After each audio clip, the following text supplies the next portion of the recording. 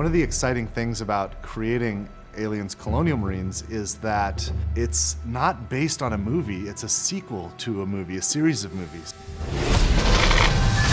We had Ridley Scott's Alien, followed by James Cameron's Aliens. These movies defined science fiction for so many people, and it's humbling that my studio and I get to create a sequel to these films in video game form. Aliens Colonial Marines is immersive. It's fast, scary, frightening, badass, dark. How many fingers am I holding up? He's fine. We tried to take that idea of a really interesting cast of characters and reinvent it a little bit with Colonial Marines. We're spending a lot of time on the authenticity, the feel of all the weapons, the presentation of the story. We're doing some kind of interesting things with the way that we're presenting objectives and how you make your way through the world. You know, we put a lot of effort into being extremely authentic to the films.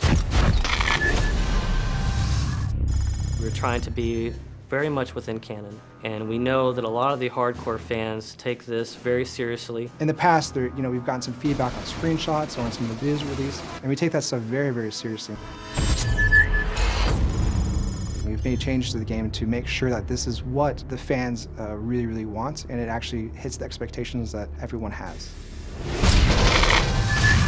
Well, for one, I think one of the similarities that you would find between Cameron's Aliens and where we are with the game is really in sort of look and feel, tone of the game. It has what you would think as if Cameron was directing himself, and at least that's our hope, is that you feel like the cinematography feels correct, you feel like the look and feel of the weapons, the way the aliens move, is something that maybe he would have done if he was directing a game like this. So we want to present something that's as compelling and detailed and beautiful and exciting as the films, but in an interactive experience.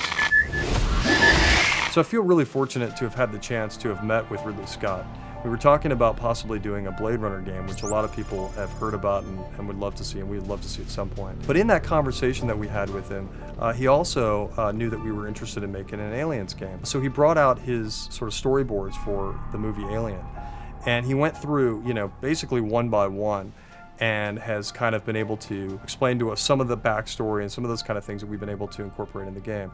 And it was just an invaluable experience to be able to meet him and kind of get a perspective on what it is to have, what he originally meant to do with some of the aliens and that kind of thing. So that was really exciting. The environments in the game are obviously based on the ones from the movie. It takes place after the events of Aliens, the movie. So you're going to see 17 weeks of change. You're going to see what happened when the atmospheric processor exploded. You're going to see what the surviving aliens have done to the planet. You're going to see what Weyland-Yutani has done to the planet. You're going to see what Weyland-Yutani has done to the derelict.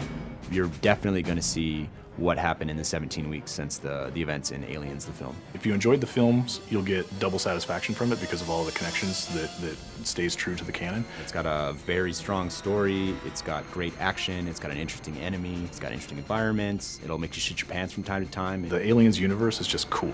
You're Aliens Marines and you've got these badass arsenal, awesome armor and gear, and you get to go kick ass. We're Aliens fans, and we've taken the risk to tell the story of what happens next. These aliens are gnarly. Like, Colonial Marines are badasses. They can handle anything, right? Except for this.